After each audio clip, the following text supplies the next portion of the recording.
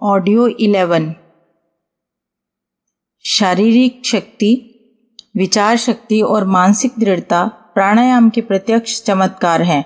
इससे केवल फेफड़ों का व्यायाम ही नहीं होता, वरन प्राणायाम वायु बल को बढ़ाने वाला, रक्त शोधक और मन को शक्ति व स्फूर्ति प्रदान करने वाला है। यह प्रत्येक स्वस्थ जीवन की कामना रखने वालों के लिए एक उपयोगी साधन है। प्राणायाम की प्रारंभिक शिक्षा यह है कि हमें पूरी और गहरी सांस लेनी चाहिए। यह सांस पूरी तौर पर यदि फेफड़ों में ना गई तो फेफड़ों का एक भाग बिल्कुल बेकार पड़ा रहता है। घर के जिस भाग की सफाई नहीं की जाती वहाँ मकड़ी, छिपकली, कान खजूरे, खर्रे, बर्रे आदि अपना अड्डा जमा लेती हैं। फेफड़े के जिस भाग में वायु का अभिगमन नहीं हो पाता उसमें जुकाम, खांसी, क्षय, कफ व दमा आदि के कीटाणु पैदा हो जाते हैं।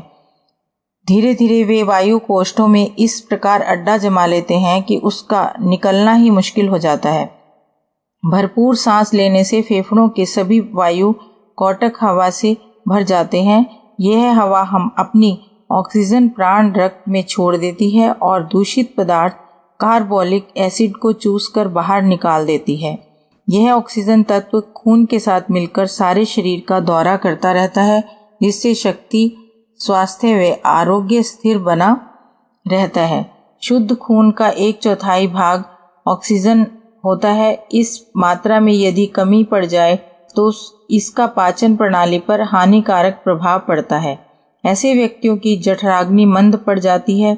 इससे यह स्पष्ट होता है कि दूषित पदार्थ निकालने, रक्त में ऑक्सीजन का पर्याप्त सम्मिश्रण कर रखने तथा पाचन संस्थान को मजबूत बनाए रखने के लिए गहरी पूरी सांस लेना अनिवार्य है। यह क्रिया प्राणायाम के द्वारा पूरी होती है। बॉयलर की पुरानी राख गिराई ना जाए तो भाप बनना बंद हो जाता है। इससे इंजन का काम रुक जाता है। हमारे फेफड़े ठीक बॉयलर का काम करते हैं। इससे इंजन अर्थात हृदय की क्रिया प्रभावित होती है।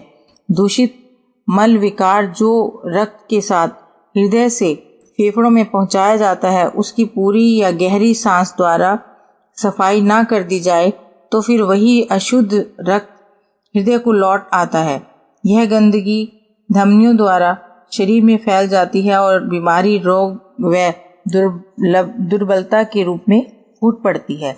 किंतु पूरी सांस का यदि अभ्यास डाल दें तो इससे छाती चौड़ी होती है, फेफड़े मजबूत होते हैं और वजन बढ़ता है।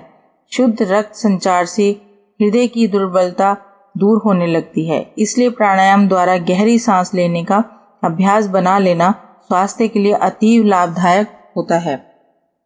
साधारण अवस्था में सांस के साथ 30 घन इंच हवा फेफड़ों में पहुंचती है।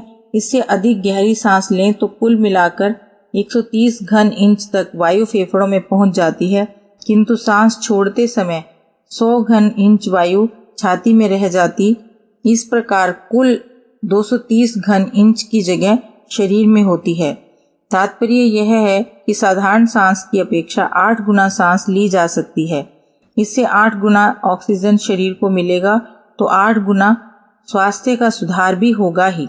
जो लाभ अधिक से अधिक सांस फेफड़ों से में पहुंचाने से होता है, ऐसा ही एक लाभ फेफड़ों को कुछ देर वायु रहित छोड़ने से भी होता है।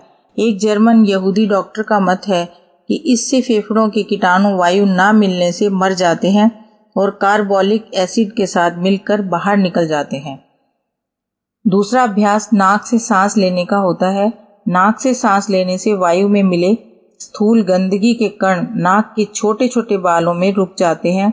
इससे आगे एक पतला तरल पदार्थ स्रावित हुआ करता है जो शेष गंदगी को, जैसे नाइट्रोजन व धूल आदि के कणों को चिपका लेता है।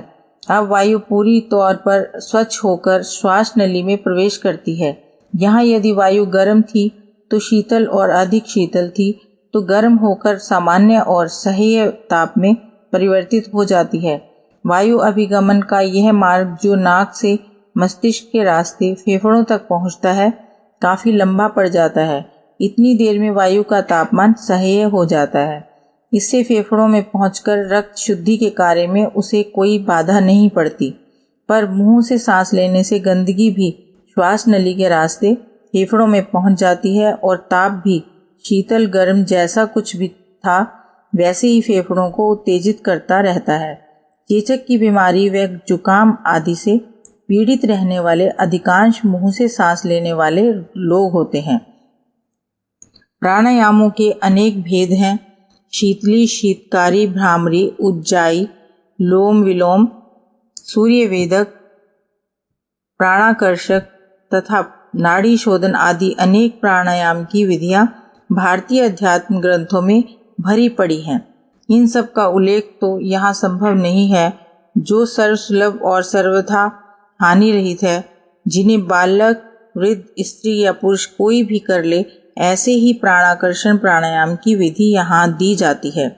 प्राणायाम के 4 भाग हैं: पूरक, अंतर कुंभक, रेचक तथा बाह्य कुंभक।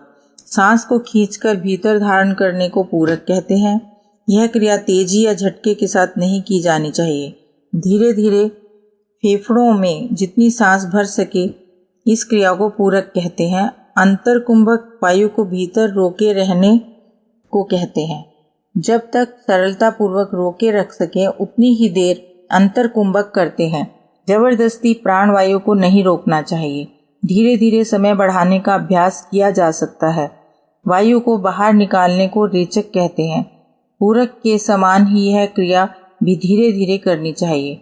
सांस एकदम या झटके के साथ छोड़ना ठीक नहीं होता। इसके बाद बाहर की ही भी सांस रोककर बाह्य कुंभक है, अर्थात कुछ देर बिना सांस के रहते हैं।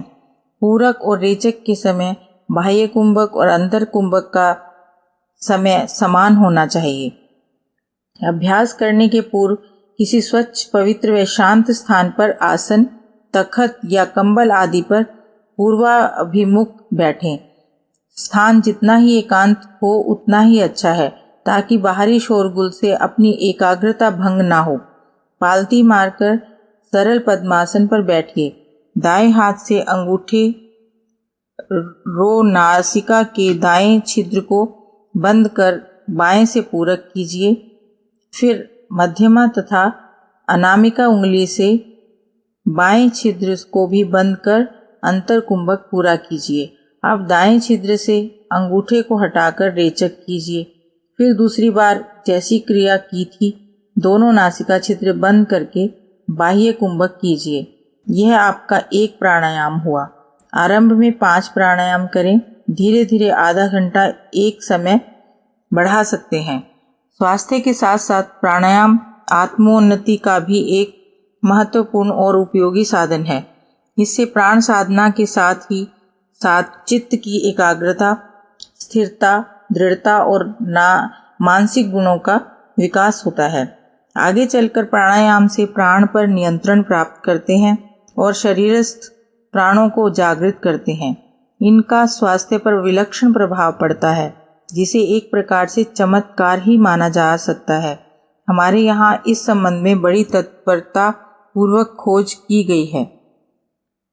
भौतिकी के छात्र जानते हैं कि घर्षण से ऊर्जा उत्पन्न होती है। दिया सलाई घिसने से लेकर विशालकाय जनरेटरों द्वारा आग या विद्युत उत्पन्न होने के कारणों में घर्षण ही मुख्य है। निर्जन सुनसान जंगलों में कई बार भयंकर आग लगती है और विस्तृत क्षेत्र के गीले सूखे पेड़ों को जलाकर खाक कर देती है। यह मनुष्य द्वारा लगाई गई नहीं होती। यह आग सूखे पेड़ों की टहनियों के तेज हवा से हिलने और आपस में रगड़ने के कारण उत्पन्न होती है। इस कार्य में बांस सबसे अग्रणी है। सूखे बांस आपस में रगड़ खाकर पहले गर्म होते हैं, फिर चिंगारियां निकालने लगते हैं। यह आग बढ़ती फैलती चली जाती है और दावानल का रूप धारण कर लेती है। यह घर्षण के सिद्धांत का ही चमत्कार है। चकमक पत्थर के 2 टुकड़े आपस में टकराकर चिंगारियां उत्पन्न करने की कला ही आदि मानव ने सीखी थी। पीछे लोहे और पत्थर को टकराकर भी आग निकालने की तरकीब निकाली ली गई। यज्ञ कार्यों में लकड़ियां रगड़कर अरणि मंथन की क्रिया द्वारा अग्नि उत्पन्न की जाती थी। चेतना और पदार्थ, ब्रह्म और प्रकृति के उद्गम स्रोत में देखा गया है कि वे परस्पर टकराते घिसते हैं। फलतः शब्द रूप में ऊर्जा उत्पन्न होती है और उसके सहारे सृष्टि क्रम चल पड़ता है। हवा चलती है, विभिन्न पदार्थों से टकराती है, समुद्र में लहरें उठती गिरती हैं, मनुष्य शरीर में श्वास प्रश्वास और आकुंचन प्रकुंचन चलता है, फलतः घर्षण चलता है और ऊर्जा उत्पन्न होती है। उसी के अपने अपने प्रयोजन हर स्थान पर चल पड़ते हैं। पदार्थों और प्राणियों में चलती रहने वाली हलचलों को घर्षण की उत्पत्ति ही कहा जा सकता है। साधारण श्वास प्रश्वास क्रिया से जीवनचर्या चलती है। पेंडुलम हिलना बंद हो जाए तो घड़ी के सारे पुर्जे ठप हो जाते हैं।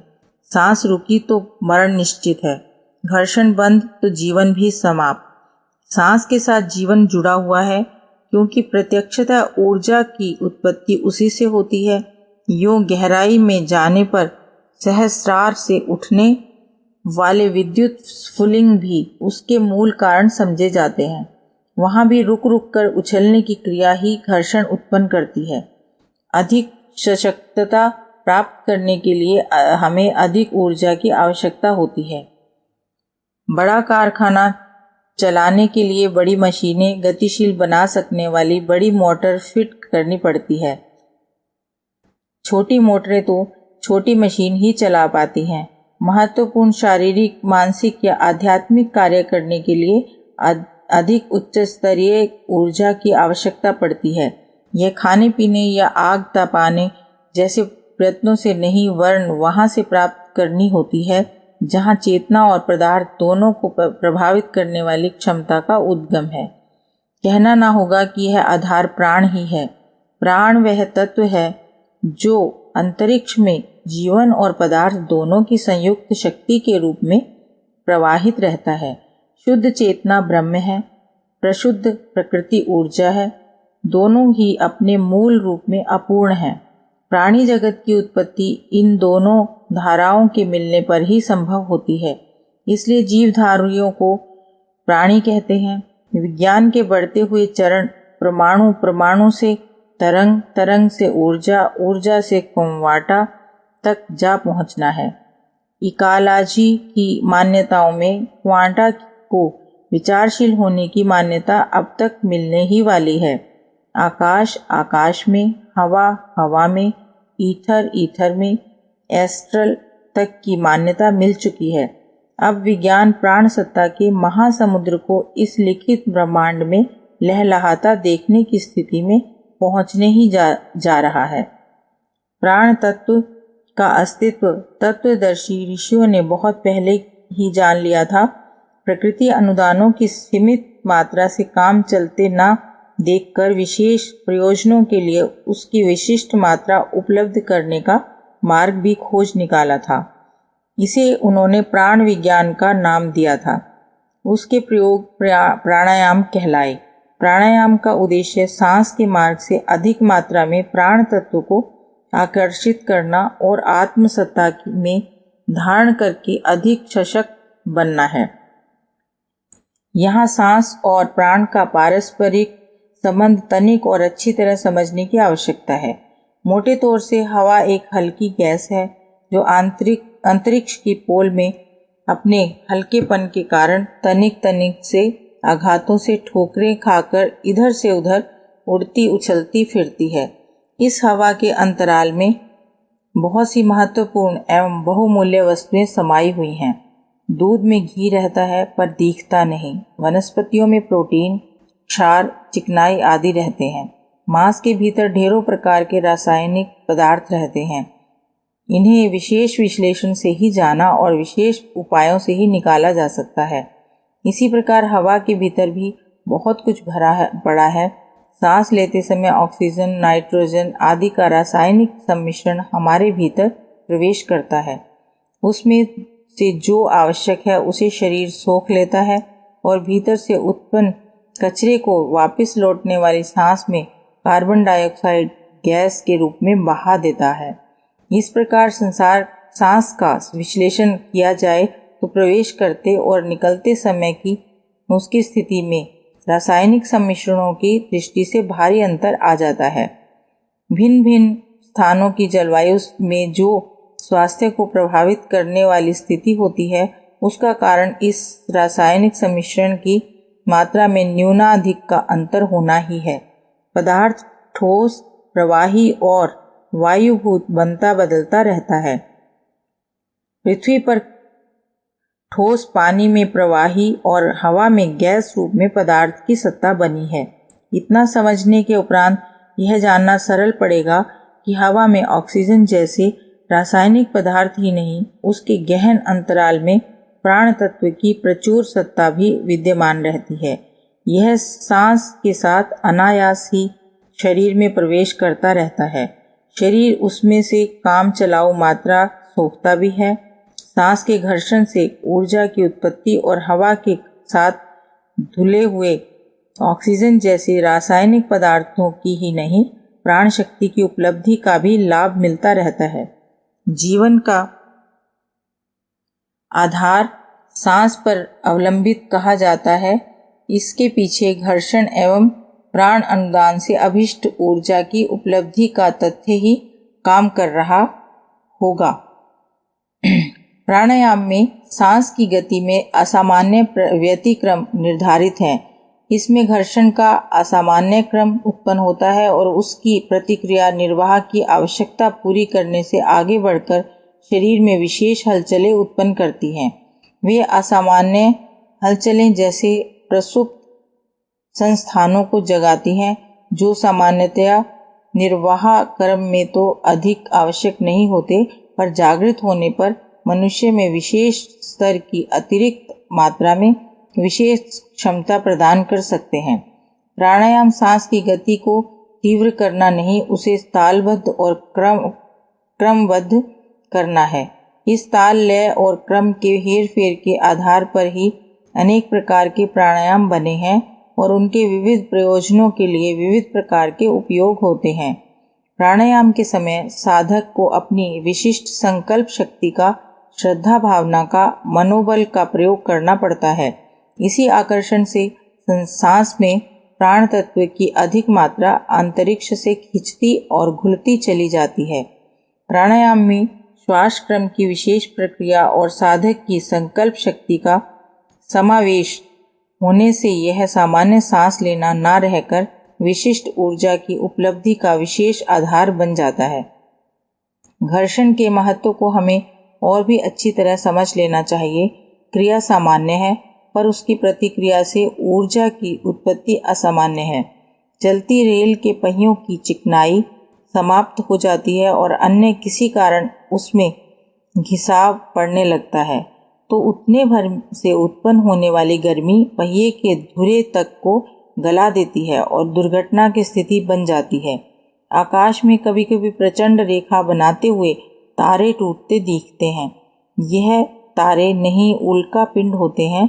अंतरिक्ष में छितराए हुए धातु पाषाण जैसे छोटे छोटे टुकड़े कभी कभी पृथ्वी के वायुमंडल में घुस पड़ते हैं और हवा से टकराने पर जलकर राख हो जाते हैं।